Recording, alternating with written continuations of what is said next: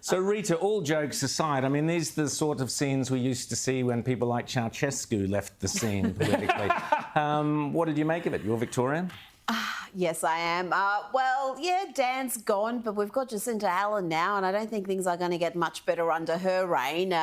She, like Dan, really has never done anything outside of politics. Was a staffer, became an MP in her mid-20s, and she's as ideological and as far left as Dan Andrews is, perhaps even more so. So good luck for us Victorians, because the budget there is in absolute disarray, biggest debt of any state by some margin, and it's growing at an alarming rate.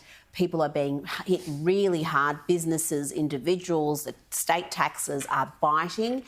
And things ain't looking good, let's be honest here. And I think Dan, at the end of the day, whatever you think of him, he went out on his own terms and his person became the leader. So he planned his own succession. She was the one he wanted.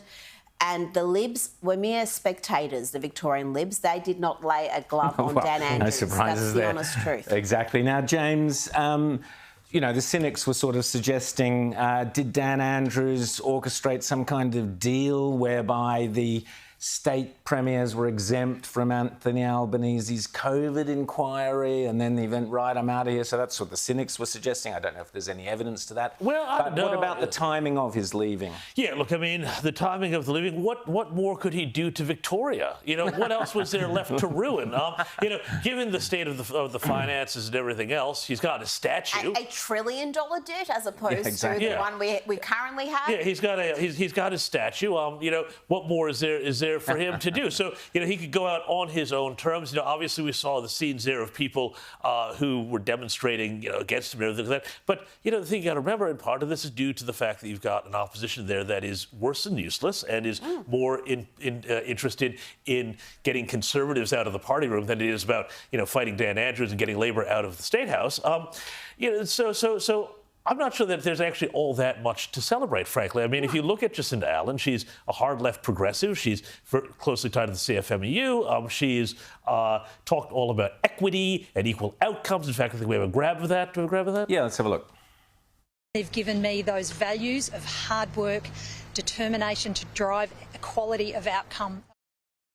Oh. So when you hear equality of outcome, that tells you essentially we're talking about, you know, very hard left socialist, basically Marxist sort of thinking there, because for her... Basically, it is Marxist. It is, yeah. We're not talking about equality of equal opportunity, because that's something we all strive for, equal opportunity. But to try to engineer equal outcomes. But Rita, this is what that is a Marxist this is what they've done, because the reason why Victoria was so subservient and acquiescent during the pandemic is because they've got a higher proportion of public servants there in Melbourne than in any other capital city. So everybody's on the public teat. Everybody's able to sit at home and do what Dan says to keep their paycheck and stay at home with their sourdough. And you know, this is what happened. Jacinta Allan's going to keep that going. So it's all going to be, you know, the worst sort of big government, big union, corporatist management of the state, which is, of course, going to, you know, continue to drive a once great city, Melbourne, which I used to love, but I was there a few weeks ago when we were there, and it has really been run into the ground. Oh, totally. It is not the city it used to be, and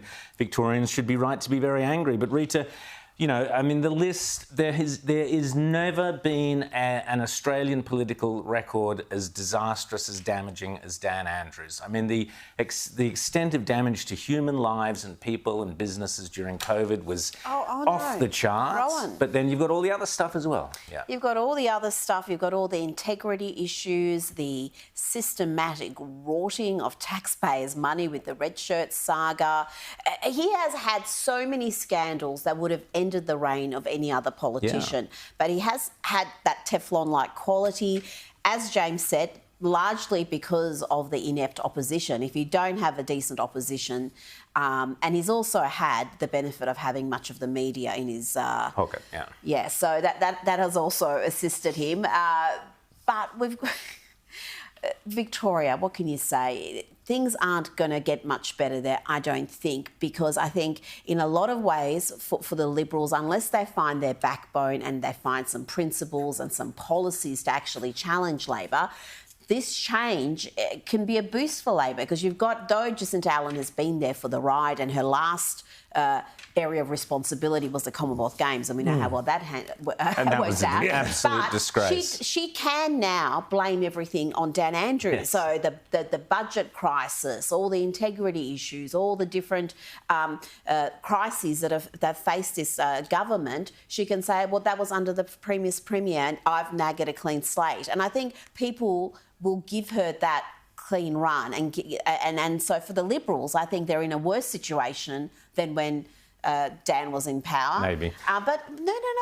Anthony Albanese during the week was at pains to talk about the great compassion of Dan Andrews. I don't know what you're talking about here, Rowan, about a man the doing great compassion. Great compassion. The way this bloke lockdowns. Tortured, everyday Victorians, people like Monica Switt, Zoe Buller, so many others. People lost their jobs. Well, what about all the school kids? Yeah, they lost 2 years of education. They lost their School kids, education. yes.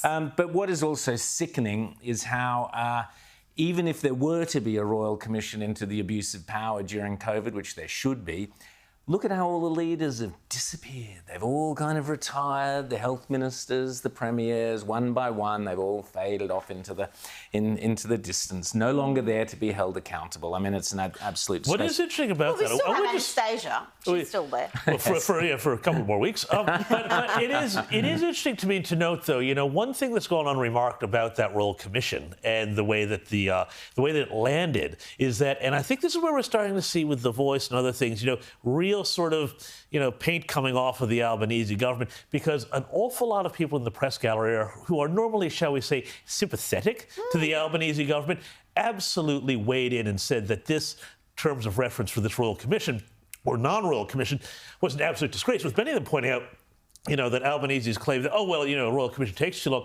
They did one in 12 months on Robodebt when they wanted to hurt their opponents, when they wanted to smack Scott Morrison and Alan Tudge around. But when it comes to, doing something that might go after Labour and Labour premiers,